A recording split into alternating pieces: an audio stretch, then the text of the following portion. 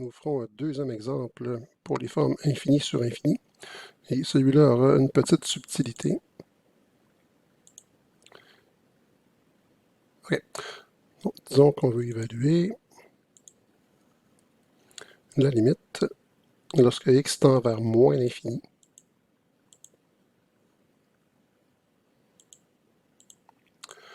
De x plus 5 sur la racine carrée de x2 moins 1. Alors, on procède à une première évaluation. L'infini plus 5, mais en fait, moins l'infini plus 5, c'est moins l'infini.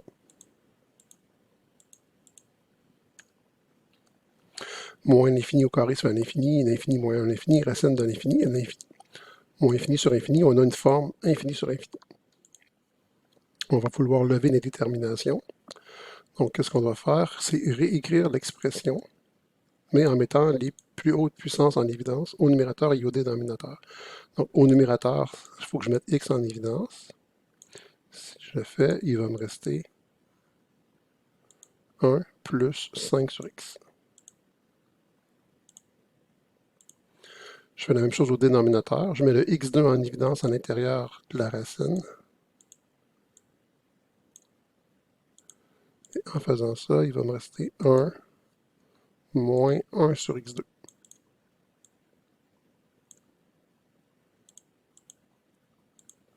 Comme ça ici. OK. On procède à quelques simplifications. On va avoir la limite lorsque x tend vers moins l'infini. Si mon numérateur ne changera pas, au dénominateur, j'ai la racine d'un produit. C'est égal au produit des racines.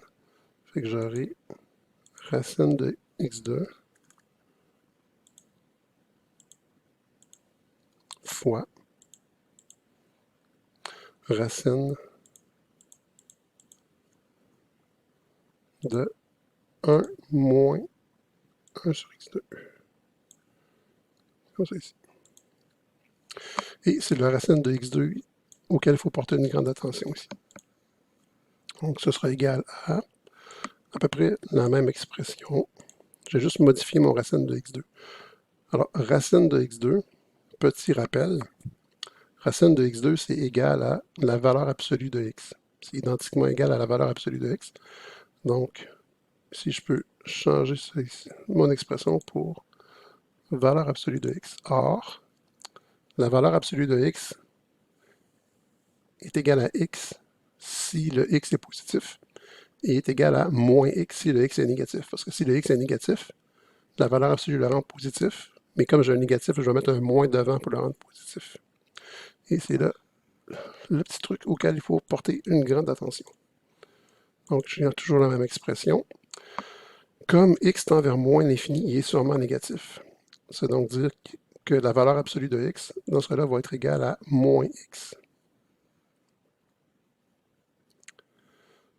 Encore une fois, là, si x est égal à moins 5, comment le rendre positif? C'est en disant moins 5. Bon, là, on tend vers moins l'infini. Maintenant, qu'est-ce qui se passe? Ici, le x au numérateur va se simplifier. Le x est en facteur avec le x au dénominateur. Dans les parenthèses et les racines, ici, mon 5 sur x, 5 sur moins l'infini, on a une quantité qui tend vers 0.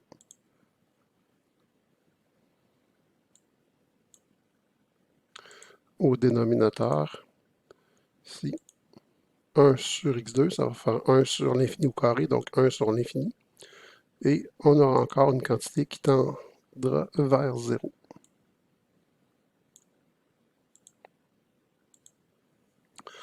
On va donc avoir au numérateur 1 plus 0, donc 1.